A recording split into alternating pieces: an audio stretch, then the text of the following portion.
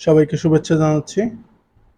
আজকের এই ভিডিওতে আমরা আলোচনা করব যে কিভাবে আপনারা ওয়েব ডেভেলপমেন্ট শুরু করবেন। ওয়েব ডেভেলপমেন্ট শুরু করার জন্য প্রথমেই যে জিনিসটা প্রয়োজন সেটা হচ্ছে ওয়েব ডেভেলপমেন্ট কি সে সম্পর্কে একটা ভালো ধারণা আপনাদের থাকা উচিত।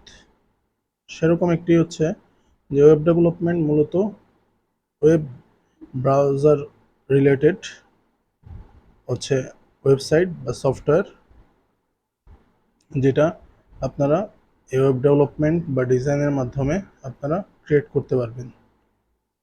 তো সেক্ষেত্রে এখানে ওয়েব ডেভেলপমেন্ট শেখার জন্য মেইন যে দুইটা পার্ট থাকে ওয়েব ডেভেলপমেন্টের সেটা হচ্ছে ফ্রন্ট এন্ড এবং ব্যাক এন্ড। ফ্রন্ট এন্ড মূলত হচ্ছে আমরা যদি ফ্রন্ট এন্ড নিয়ে আলোচনা করি, ফ্রন্ট এন্ড মূলত হচ্ছে ডিজাইন বা হচ্ছে ইন্টারফেস যেটা আমরা দেখতে পারি। আর ব্যাক এন্ডে থাকে হচ্ছে ডাটাবেস, লজিক, সার্ভার, এগুলি যেগুলি আমরা দেখতে পারি না কিন্তু কাজ করে। একটা ওয়েবসাইট বা সফটওয়্যারের বিভিন্ন ক্যালকুলেশন থাকে, বিভিন্ন হচ্ছে জিনিসের বিভিন্ন রকম কাজ থাকে, সেই জিনিসটা ব্যাকএন্ড হিসেবে আমরা হচ্ছে কাউন্ট করি।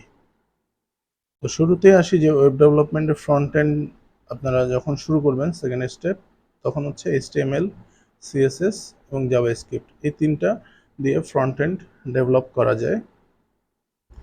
তো এছাড়াও অনেক হচ্ছে ফ্রেমওয়ার্ক আছে, যেমন হচ্ছে HTML CSS এর ফ্রেমওয়ার্ক আছে, হচ্ছে টাইল্যান্ড CSS আছে, বুস্টআপ আছে।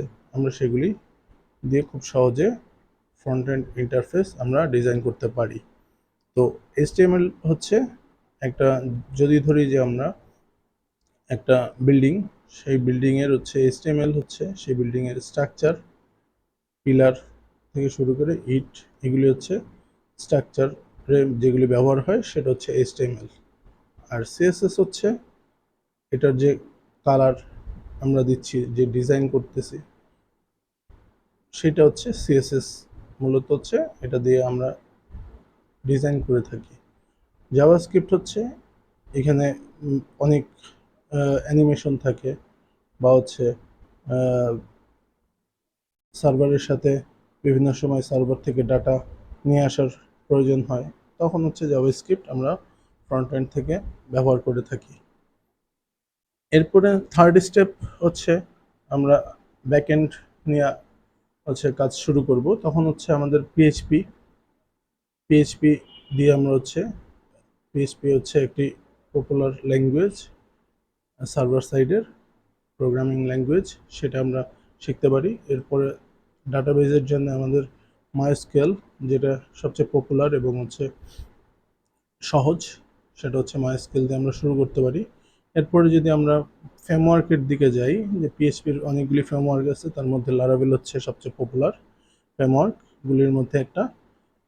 এছাড়াও কোডিগনেটর আছে, সিম্ফনি আছে, ওয়াইআইআই আছে, এরকম আরও অনেকগুলি ফ্রেমওয়ার্ক আছে পিএইচপির, সেগুলি আমরা আস্তে আস্তে আমাদের পছন্দ মতো আমরা শিখতে পারি। কিন্তু লারাভেলটা হচ্ছে এখনকার সময় সবচেয়ে পপুলার পিএইচপি ফ্রেমওয়ার্ক।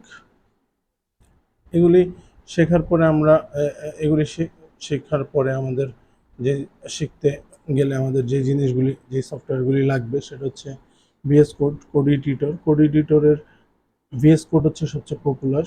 এছাড়াও আরও অন্যান্য অনেক আছে কোড এডিটর আছে, যেমন Sublime text, notepad plus plus, এরকম আরও অনেক আছে।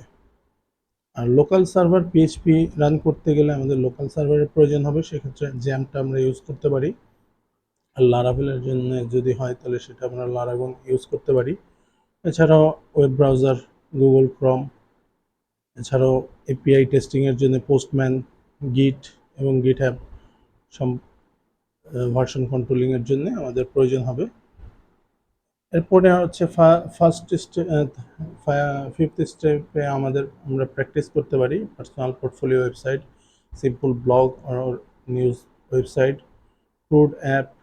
ক্রুড মূলত হচ্ছে ক্রিয়েট, রিড, আপডেট, ডিলিট। এছাড়াও e commerce website, shopping cart, orders, এগুলি আমরা প্র্যাকটিস করতে পারি।